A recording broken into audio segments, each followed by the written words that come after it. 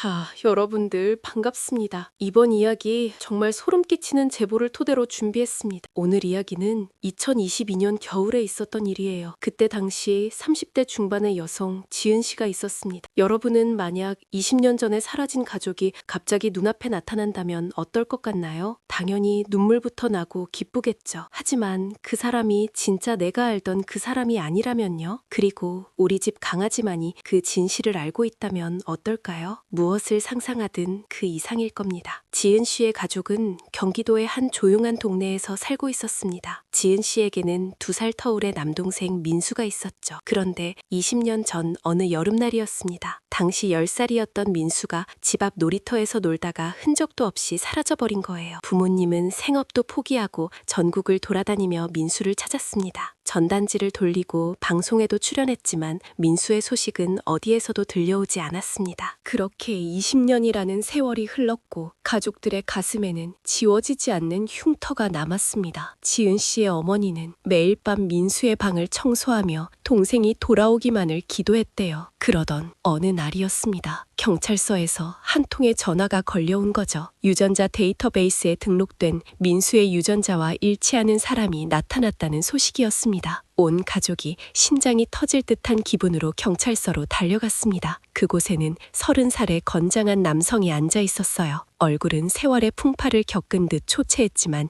눈매만큼은 어릴 적 민수와 꼭 닮아 있었습니다. 유전자 검사 결과는 99.9% 일치로 나왔고 부모님은 그 남자를 붙잡고 통곡을 하기 시작했습니다. 드디어 20년 만에 잃어버린 아들을 찾은 겁니다. 민수는 그동안 기억을 잃고 이곳저곳을 떠돌며 고생하며 살았다고 하더래요. 부모님은 민수를 집으로 데려와 정성껏 보살피기 시작했습니다. 그런데 말이죠. 여기서부터 이상한 일이 벌어지기 시작합니다. 지은 씨의 집에는 15년째 키우고 있는 노견 해피가 있었습니다. 해피는 평소에 짖는 법이 거의 없을 정도로 순하고 사람을 잘 따르는 강아지였어요. 그런데 민수가 현관문을 열고 들어오는 순간 해피가 미친 듯이 짖기 시작하는 겁니다. 털을 바짝 세우고 이빨을 드러내며 금방이라도 달려들 기세였죠. 부모님은 해피가 너무 오래돼서 치매가 왔나 보다 하며 대수롭지 않게 넘겼습니다. 하지만 지은 씨는 기분이 묘했대요. 해피는 민수가 방에서 나올 때마다 으르렁거렸고 민수가 거실에 앉아 있으면 구석에 숨어서 벌벌 떨고 있었거든요. 지은 씨는 시간이 지날수록 민수에게서 이질감을 느끼기 시작했습니다. 민수는 어릴 적에 땅콩 알레르기가 심해서 땅콩이 들어간 음식은 입에도 못 댔거든요. 그런데 어느 날 저녁 식사 자리에서 민수가 땅콩 소스가 듬뿍 들어간 요리를 아무렇지도 않게 먹고 있는 거예요. 지은 씨가 놀라서 물었습니다.